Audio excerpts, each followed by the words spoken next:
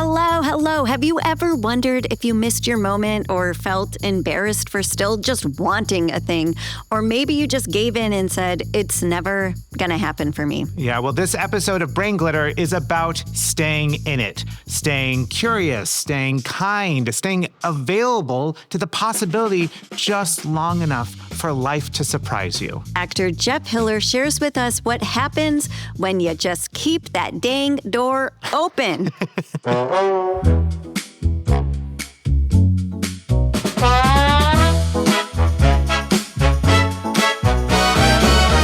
This is Brain Glitter. Hello and welcome to Brain Glitter. My name is Sam Griffin, and this is the great Bethany Hall. Oh, hi. We are so happy to have you here. Good morning, good afternoon, good evening, wherever you are listening. We are so happy to be with you. And yeah, this is great. Yeah, we have a great episode planned today, but before we get into it, we're going to play our favorite game called Confetti Regretti. All right. What is Confetti Regretti, Bethany? Oh, it's when we take the week and we look at it and we highlight the joy and junk that's come to us. Joy and junk. Sam, you go first, buddy. All right. My confetti is I am not a mover. I am a shaker, but I am not a mover. And I promised one of my best girlfriends that I would get out of the house every day at 5 o'clock and start walking. Whether it's 15 minutes, 45 minutes, 3 hours, whatever I had time for, I would do it. And I started doing it, and I have stayed doing it. And one of the reasons is because our guest today, Jeff Hiller, wrote an amazing book that I got to listen to, and it got me out of the house because it's so good and it's so much fun to listen to. So my confetti is not only for myself that I'm walking, but to Jeff for writing a book that got me to walk. I love that. It's like we could call it your confetti is walking with Jeff. Yes, walking with Jeff. So there we go. Oh, there we go. Yeah. That's so good. Thanks, Gina. My confetti is that I was talking to a friend last night and I was telling him, you know, I didn't know I was going to get here today because the trains are down and different things are happening. And he just said, I'm going to pick you up and drive you to work tomorrow morning. Wow. So we are living in New Jersey. Yeah.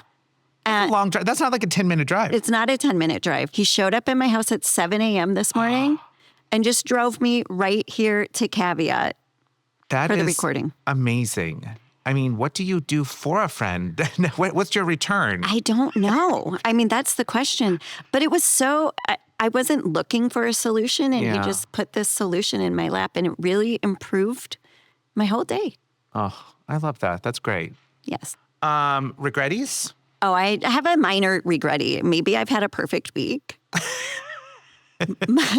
my regretty is that last night I wanted a plate full of steamed vegetables, and instead I ate chili.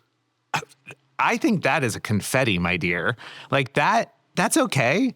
I wanted to feel the broccoli in my teeth. And that those soupy beans didn't do it for me. There's always tonight. There's always tonight. There's always tonight. My regretty is that this past weekend, a friend canceled plans with me, and I felt so much joy from that moment. And when telling my friend about it, it was like, oh, you experienced JOMO, which is the opposite of FOMO. So FOMO is fear of missing out. JOMO is the joy of missing out. And my regretty is that I didn't know the complete delight of JOMO. And I wish I would have started JOMOing like 10 years ago. Oh my God. I now am at an age where I love when people cancel on me. Like it opens up my night, and I love my friends, and I can't wait to be with my friends again. But like also cancel. Oh my gosh. I agree. When somebody cancels, and I don't like canceling, but when somebody cancels and then suddenly you have like a block of 3 hours and you're like, there is nothing better. JOMO. JOMO for the rest of my life. FOMO, goodbye. JOMO, hello. Hello, JOMO. This podcast is sponsored by JOMO. Yes. Okay, and that's the game. That's the game. So much fun. I love being here with you. Me too, buddy. Yeah, and can your driver pick me up next time on the way? I'll send him to Charleston. That is Confetti Regretti. perfect timing. Who walks in the door?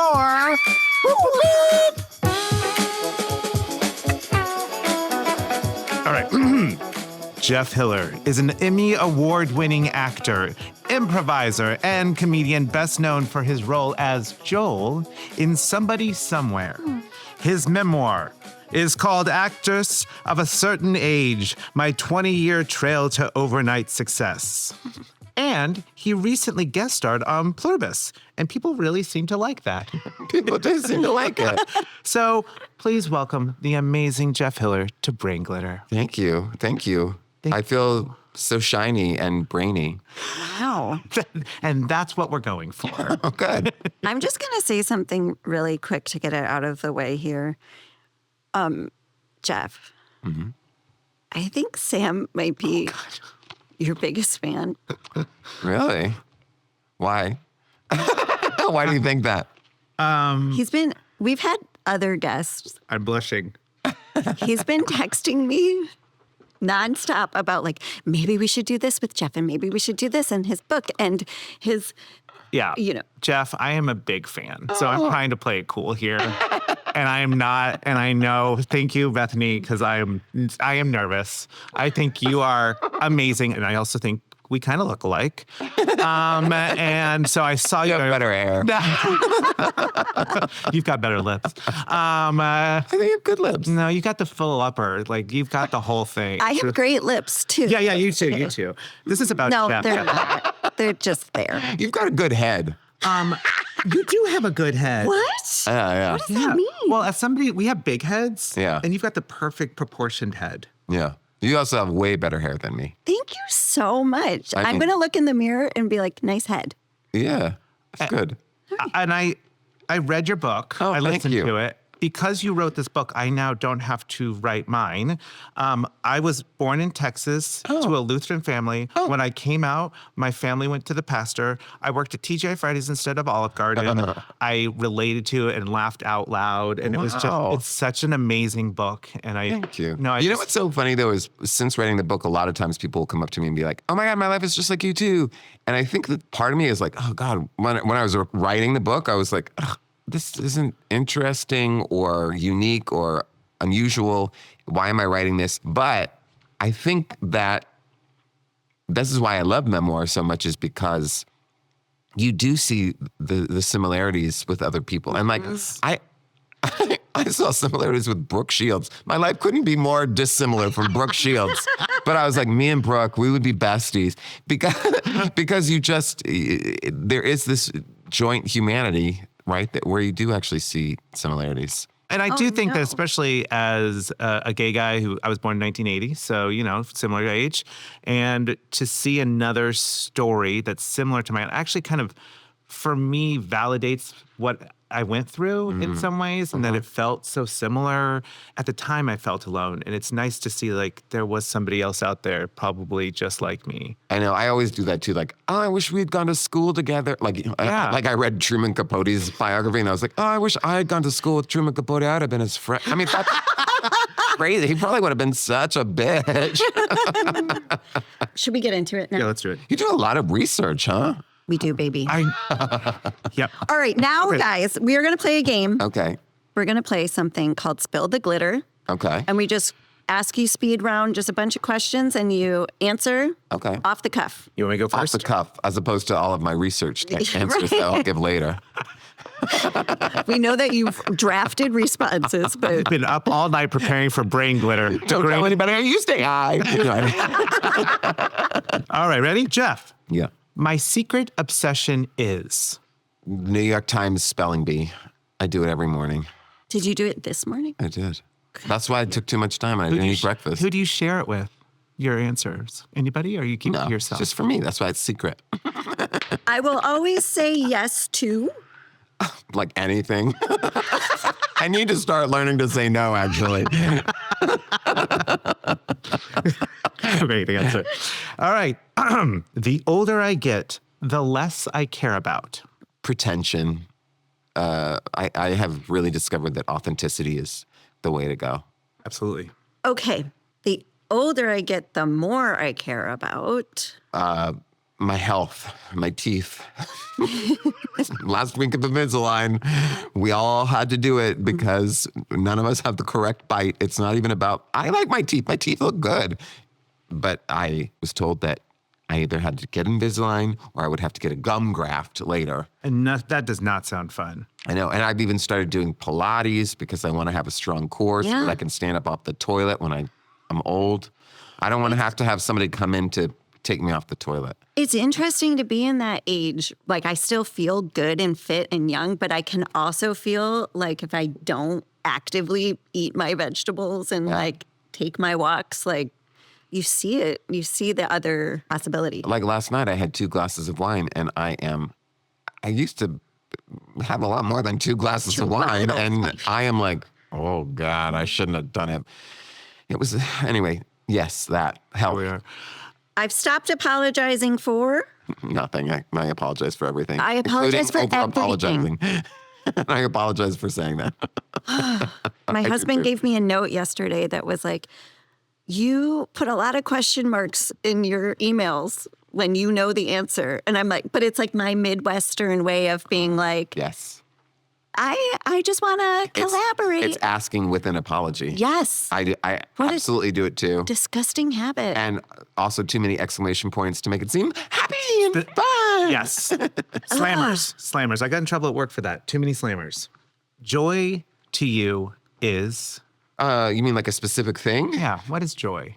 I think joy is, okay, I was going to say focusing on the positive rather than the negative, which I often feel like when people say that, often feels like a little condemning of people who sometimes just need to vent or complain. Mm-hmm. But I know for me, in my personal life, I can either really focus on the good things that are happening or I can really focus on the bad things. And if I make the conscious choice to focus on the good things, I usually feel joy rather than frustration and bitterness. Totally. I think the difference is acknowledging both and where you focus. You know, you can acknowledge what you're upset about, acknowledge the bad, but if you are going to focus on one, try and just put a little bit more energy towards the positive side. Yeah. Yeah, is that a good enough answer? That's a great You can edit it. Yeah. They'll edit it. We're going to Don't edit worry. this. We're going to just find someone to do voiceover throughout. No, a podcast interview with voiceover that's not in the room. I think AI is a great Jeff Hiller now. Oh, God. Good. Good. Go back and have some toast. Yeah, exactly. I can see it now. It's just your mouth moving, like a bad AI of your voice. With like a still photo of me, but with one of those fake mouths that I used to use on Conan. Oh, I love those. Oh, okay. And that is Spill the Glitter. I said that for our producer, Jordana, who asked me to make sure that we said. And that was Spill the Glitter. And now we will use Jeff's rest of time. Yes. All right, brief intermission. And when we're back, Jeff Hiller and the joy of focusing on the positive.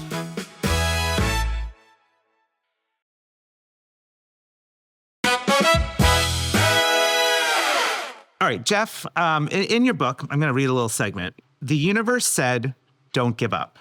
When I turned 40 and now on the brink of 50, December birthday, I need to listen to that again. I don't know if things that I believe are signs are actually signs. After all, life is pretty messy. So I thought that we would follow up on where you are. December has come and gone. December has come and gone. Yeah, I'm 50. Like, obviously, the only reason I was able to sell this book is because I had some success. And I had even more success after writing the book. Mm-hmm. But I've done a lot of like thinking and in the same way of like focusing on the good rather than the bad. Like when I turned 40, I had that sort of midlife crisis because I was focusing on the bad, but I wasn't focusing on the fact that like it was for free, but I was doing improv shows in spaces that people would love to do improv shows, that there are people who would, I was just being like, oh, how embarrassing, I do improv. And there are so many people who would love to perform on the stage at the UCB Theater. And I wasn't thinking about them. I was just thinking about my students who had TV shows. And those people were probably thinking like, I didn't get paid enough for my TV show. Or wait, I got that TV show, but they got a movie and I didn't get a movie, Mm-hmm. So I guess my point is saying, yes, now that I'm 50 and I have a gold statue and a book that was published by an actual publisher. But my point in saying that is, it's not like I'm an artist now because of this. Yep. I was an artist then too. Yes. I just didn't allow myself to consider that. I think that's so true. I mean, it's better to have, fun things. But I think as creators, it's nice to know, like, we have the opportunity to create. No one can stop us from creating. Right.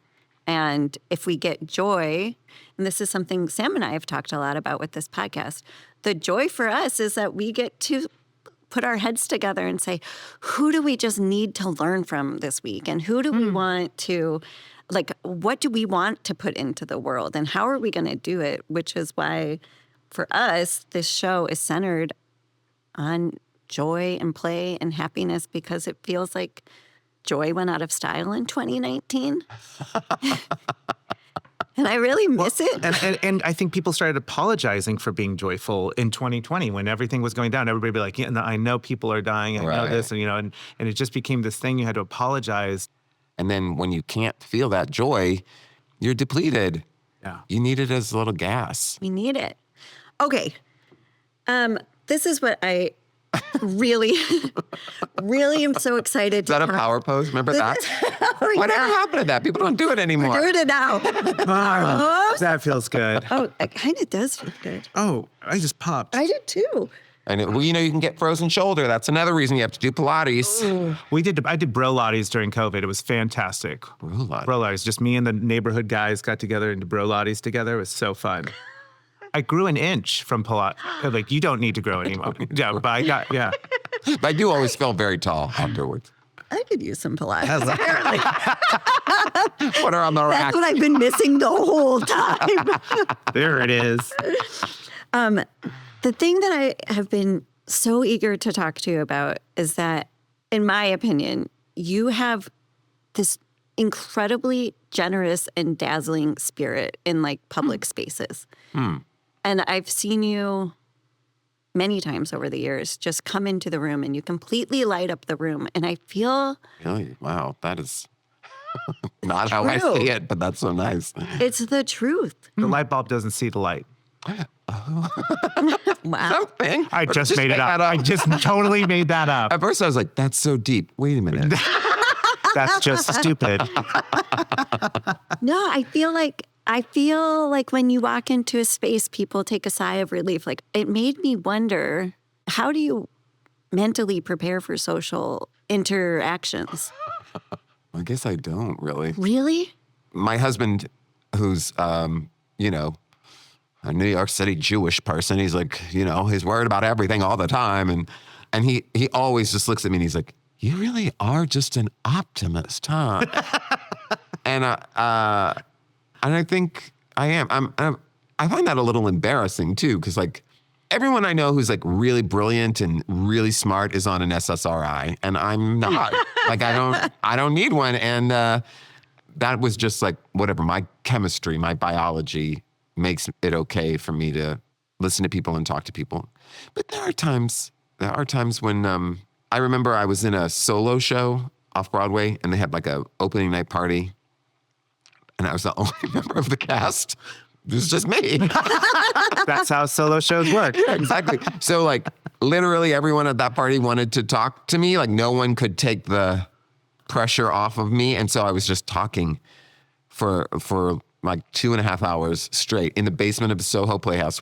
Just, like, talking to lots of people and taking selfies and that drained me. Yeah.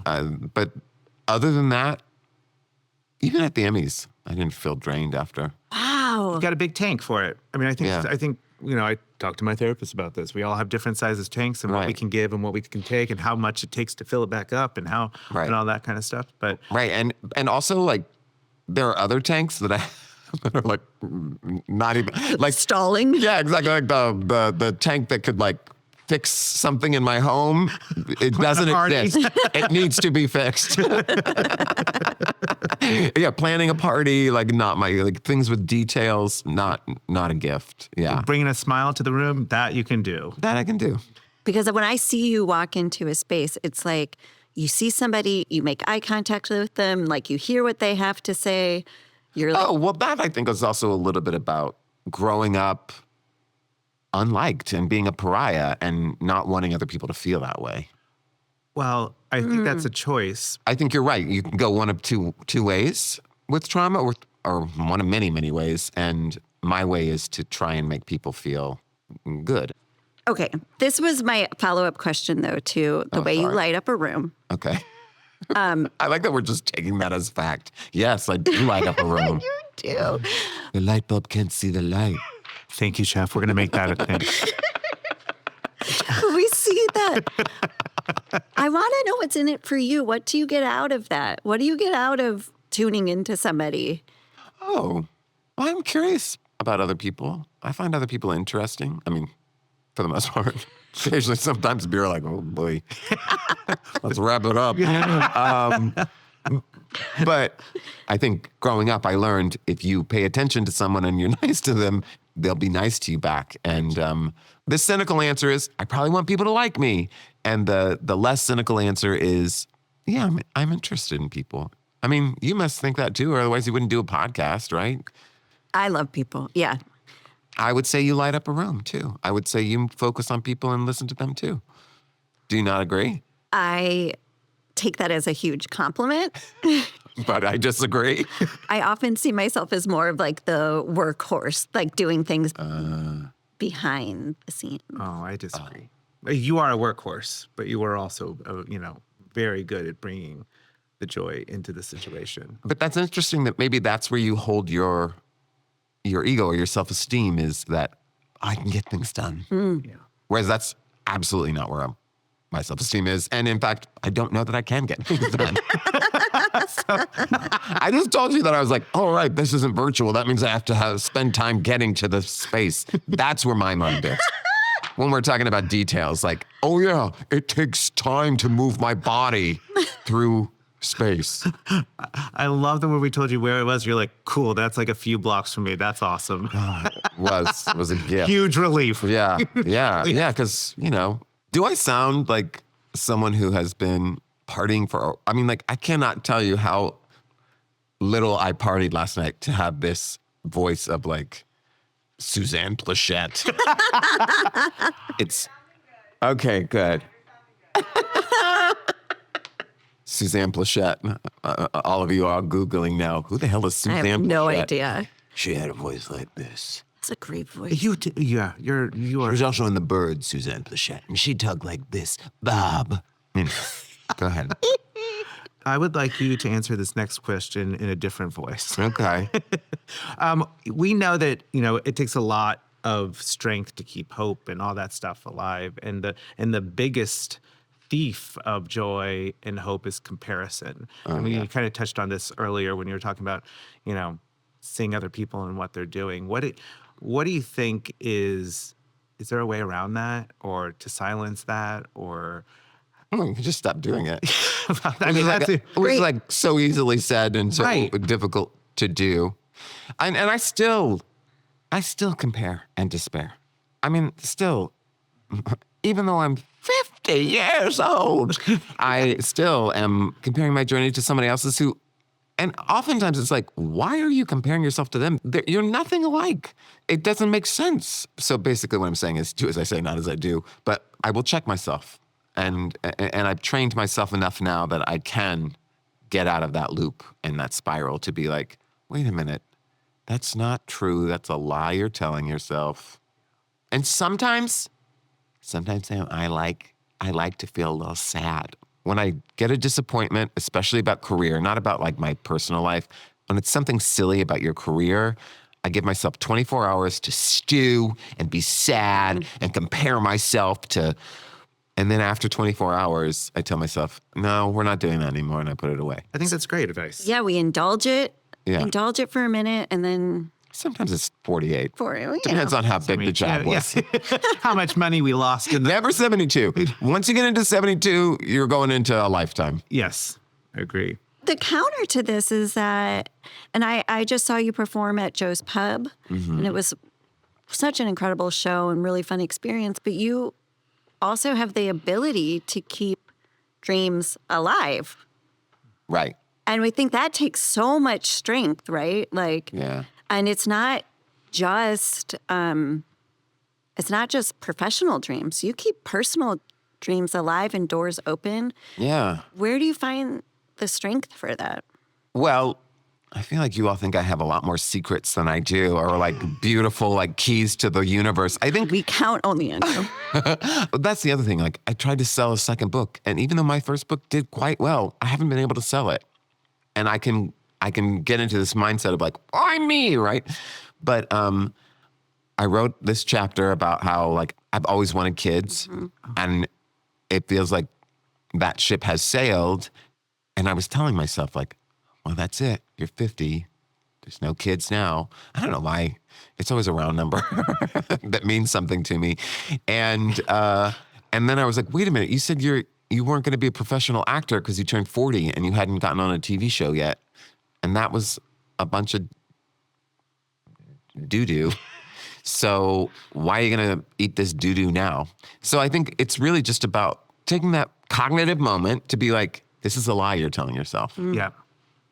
And if it makes you feel good for the moment, that's okay. But eventually you need to realize this is a lie. Yeah, it's an unnecessary closed door that you just reopen to say, no, like there's no difference between 49 and 50, but one day. Right. Right? But I think there's comfort sometimes in closing a door. That's true. You know, like you close a door and it's to protect yourself. Right. And to me, that's a safe, small space to be in, and it feels nice. But I think there's a certain boldness, and I am referencing like that you're like, I don't know when I'm going to meet my family, maybe, you know? Right. And there's a certain boldness and like dignity to like being like, I'm going to hold that fucking door open. I like dignity rather than like embarrassing, you know, like, like, oh God, you naive idiot, you know? But again, I was doing that because I thought other people were judging me. And first of all, most people are not thinking about you at all. And second of all, that's their issue if they're judging you for this. Like, it took me so long to get my first commercial that I was like, well, I can't get a commercial because I'm too gay. I sound gay. That's why I can't get a commercial. So I was like, I'm not even going to do them anymore. And then I was like, screw that. And I used my rage that I was going to get a commercial, even though everyone said you're too gay to hold a box of Tide. and so maybe some part of it is I use it to fuel me too. It gives you a little bit of kindness to shut the door. And it's also, everybody's different. It's such a personal choice. But for me, when I shut that door, it doesn't feel like my choice. It feels like someone else shut that door on me. And so I'm like, I want to open that door from me because I deserve to have my dreams too. Do you have a secret dream you haven't said out loud? Well, I do have a dream of having like a country house that's sort of like a compound where my sister has a house on the same land as me, and like my nephews, her sons can come, and maybe Neil's family, that's my husband, they have like a little, because like they're allergic to cats and we have a cat, and so like they could come and be in a space that's, I would like that. I think a family compound with a big fence around it so nobody can get in. The zombies. Yeah. I also like the idea of like aging with friends. Yeah. Maybe I've never said this, but like a Golden Girls situation. Oh, yeah. Because my husband's 13 years older than me. And so we recently went to a financial planner and they were like, and then after 76, we wouldn't have to plan anymore for Neil. After my age, 76, his 90. Wow. And I was like, oh, right. Like, if we both live to 90, I'll be alone for 13 years. Whoa. And so that's another reason Pilates. Well, I hope Because Neil's doing he can't get me off. Well, I can get him off the toilet. Who's going to get me off the toilet? Neil, I got no kids. come back. I'll get one of those service dogs. That's that why just you has need the- reins on it. That's why you need the compound full of children Exactly. I need the compound. for the help. Or my nephews. I love it. I have 8 nephews. They'll be like 65 at the time. I always tell my husband, who's very fit and smaller and just like eats so healthy and does all the things, when we talk about the future, I was like, Kevin, big dogs die young. Like, you are a little dog and you're going to live a long time. So like, we've got like a good 15, 20 here, and we're going to make it as great as possible. And then 15? I don't know. That would make you 60. Well, you know. You sound like my husband right now, who is like, he's turning 40 this year. I married young. And he's like, yeah, he's planning his funeral for like 65. 65? Is this because your retirement benefits aren't that good? Maybe. I'm like, where are you going? Like, we have stuff to do. But what's interesting is maybe that gives him some sort of joy. I mean, I don't know. It might be some sort of macabre, like paranoia or something. But maybe it's like, oh, I've taken care of my family. The kids will have this inheritance. They won't have to go through. What? Well, exactly. I meant like, I don't know, my letters. Talk about your final thoughts. Which leads us to final thoughts. Sometimes we like to ask at the end, you know, for you to envision, like, if in a year you look back, and 1 year from today, and you're like, this was one of the best years. That's so crazy. You know, I used to have a podcast, and that was our last question. Really? What? Yes. I had a podcast called Touche. And that was our last question. What is your dream year? Yeah. So Jeff Hiller, what is your dream year? I somehow make enough money that I can buy a home. It doesn't have to be the full compound. We can start with just one house. Yeah, just to buy a house. I would like to buy a house that has a fenced-in yard, and maybe I get another dog. Ooh. So 2 dogs and a cat. Yeah, maybe 2 cats. I don't know. We'll see. My husband. Open doors. Keeping my all the husband doors right open. now is just a shiver went down his spine. And I would have created more things that I'm proud of, and I would have in that home there would be a little guest house that people could come and we could all, you know, they don't live there, but they come and they visit and we have communion. We have fellowship. Oh, you're married to a Jewish man, as am I. And I found Shabbat to be like something I didn't grow up with, but the tradition of Shabbat. Every Friday do it? We do it a lot. Wow. There's so much I love about Shabbat, but it's the idea of just sitting and communing with people. That's what yeah. And we do have a date night every Friday, so. You do? With your husband? Mm-hmm. Just the 2 of you? Yeah, I mean, I say date night. It's usually just inside. But it's like planned. It's like we hang out, we watch Drag Race, we usually mix dinner. It's nice. Are you a good sous chef with the dinner, or are you just a good eater? Just the eater. All right. Somebody's got to eat it. Yeah. If 2026 goes great for you, what do you think you did differently?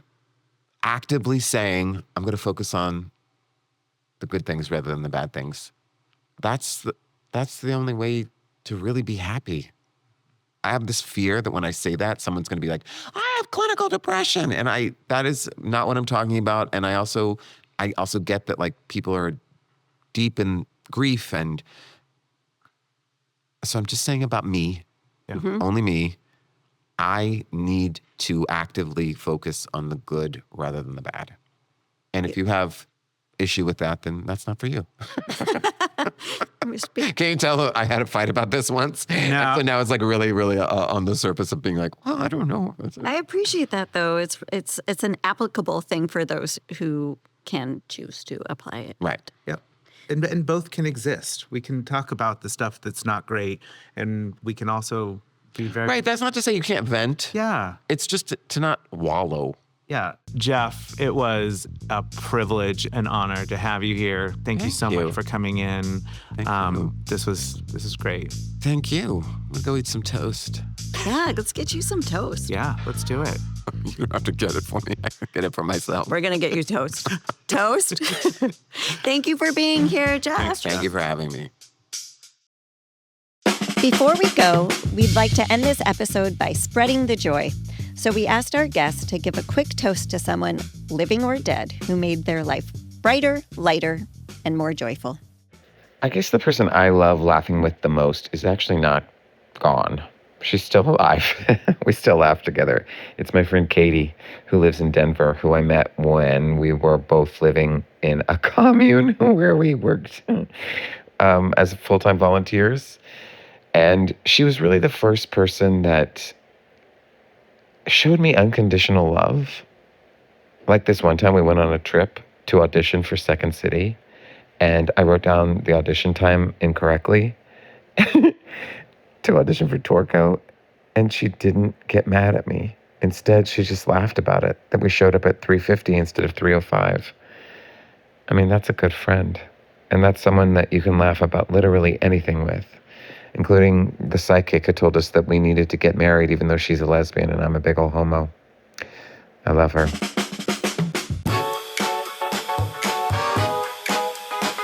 Thank you so much for listening to Brain Glitter. If you know someone who would enjoy this episode, please hit that little share button and pass it along. To learn more about our guests, you can sign up for our newsletter at brainglitter.com and follow us on all the socials at BrainGlitterPod. Brain Glitter is a production of Who Says Studios and Skeebop & Sons, created and hosted by Sam Griffin and Bethany Hall. We are so grateful for our little glitter factory, including Keith Haskel, Jordana Jason, Clare Kenny, Jenn Cambras, Paul Vitolins, Emily Fuller, and the brilliant team at Manhattan Neighborhood Networks. Our theme music was created by Cameron Myers. And special thanks to our husbands, parents, families, and friends, the unofficial and unpaid co-authors of everything we bring to the mic. We can't wait to welcome you back the next time you hit play. And remember, let curiosity pull you forward and joy find you wherever you are. I mean, this episode is over. This is over. Thank you so much for joining us, everybody, and we will see you next time. Can't wait.